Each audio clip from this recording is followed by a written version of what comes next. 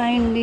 ఇప్పుడు తెలంగాణ స్టైల్లో సింపుల్గా ఎగ్ కర్రీ చేసుకుందాం అండి. ఎగ్ పులుసులాగా ఉంటుంది, చాలా బాగుంటుంది, పుల్ల పుల్లగా వేడివేడి అన్నంలో. అసలు దీనికోసం ముందుగా ఎగ్స్ బాయిల్ చేసుకుందాం.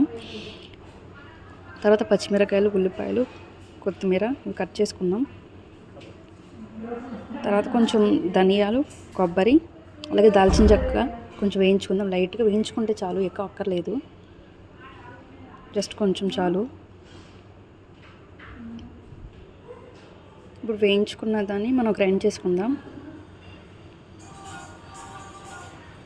మరీ ఎక్కువ అక్కర్లేదు, కొంచెం కచ్చా పచ్చిగా చాలు.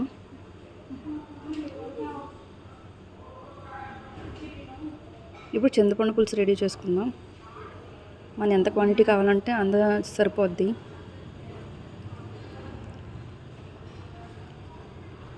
ఇప్పుడు గుడ్లకి కొంచెం ఘాట్లు పెడదాం.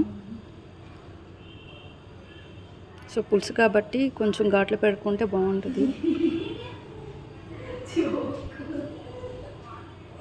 ఇప్పుడు గ్యాస్ మీద బాణీ పెట్టి నూనె వేసి కొంచెం కాగనిద్దాం. కాగిన తర్వాత కొంచెం జీలకర్ర,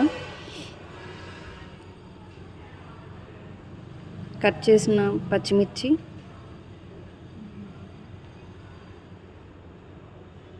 అలాగే ఉల్లిపాయలు కూడా వేసి వేయించుకుందాం కాసేపు. జస్ట్ అవి వేగేంత వరకు చాలు.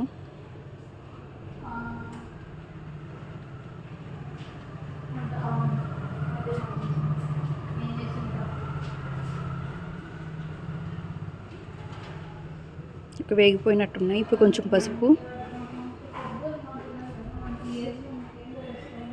ఎక్కువ అక్కర్లేదు, జస్ట్ కొంచెం చాలు. కొంచెం పసుపు వేసి కాసేపు మిక్స్ చేద్దాం.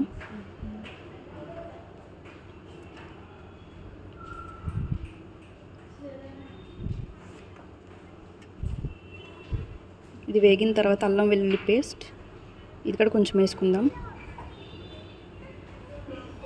మరీ ఎక్కువ అక్కర్లేదు, జస్ట్ లైట్గా చాలు.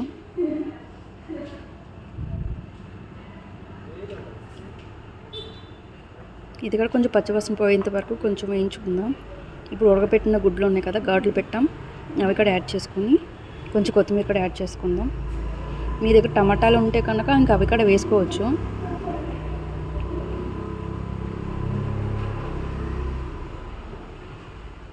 ఇప్పుడు కారం తగినంత కొంచెం చాలు, అలాగే సాల్ట్ కూడా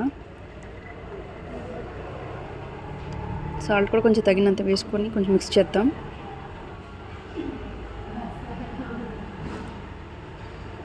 పులుసు ఉంది కదా, చింతపండు పులుసు మనం ప్రిపేర్ చేసుకుందాం. ఇప్పుడు అది కూడా వేసుకొని మిక్స్ చేద్దాం. కొంచెం కాగనిచ్చిన తర్వాత ఇదిగోండి దగ్గరకు వచ్చేసింది. ఒక 10 మినిట్స్ కాగనిచ్చిన తర్వాత మన గుడ్డు పులుసు రెడీ అయిపోయింది. చక్క వేడివేడిగా అన్నంలోకి చక్క పుల్ల పుల్లగా చాలా బాగుంటుంది. ఒక్కసారి ట్రై చేయండి,